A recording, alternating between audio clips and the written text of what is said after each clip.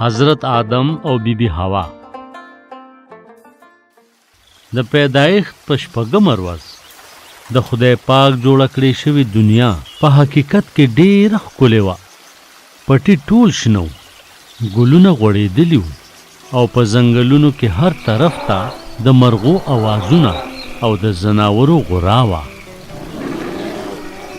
خو په ځمکه خلک، کورونه، پټي او هیڅ قسم ښارونه نه وو. ماشومانو د ونو لاندې لوبې نه کولې. دنیا د ښځې او سړي د خوشحالۍ دپاره تیاره وه. بیا خدای پاک د ځمکې نه خاوره واغسته او انسان یې ترېنه جوړ که. خدای پاک په هغه کې خپله ساه واچوله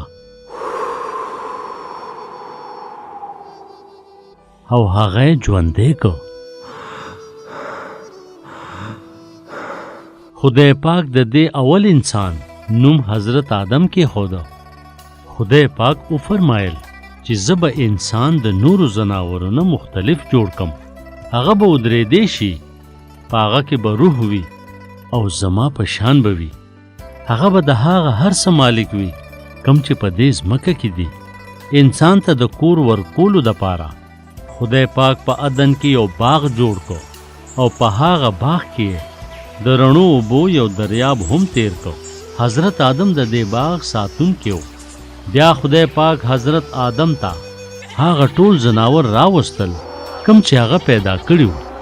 هغه حضرت آدم پرېښوده چې په هر یو خپل نوم کېږدي.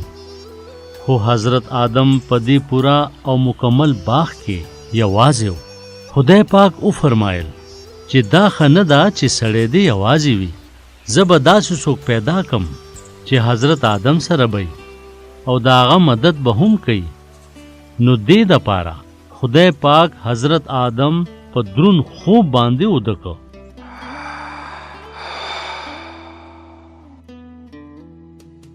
او د هغه نه یې یوه پختۍ راوښکله او د هغې پختۍ نه خدای پاک یوه ښځه پیدا کړه او حضرت آدم د هغې نوم حوا کېښوده. حضرت آدم او حوا د یو بل سره مینه کوله. هغوی په هغه ښایسته باغ کې ډېر خوشحاله وو کوم چې هغوی ته خدای پاک ورکړی و.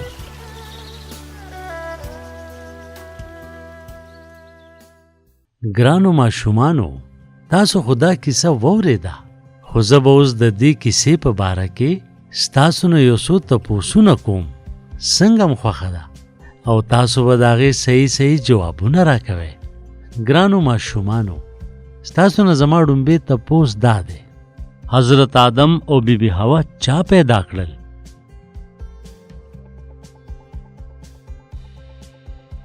ستاسو نه زما دویم تپوس دا دی: په هغه ځناورو چا نومونه کېښودل کوم چې خدای پاک پیدا کړي وو؟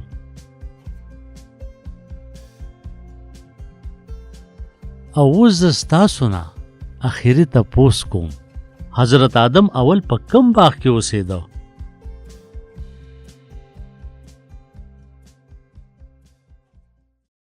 ګرانو اورېدونکو، یقینا چې دا کیسه به ستاسو خوښه شوې وي.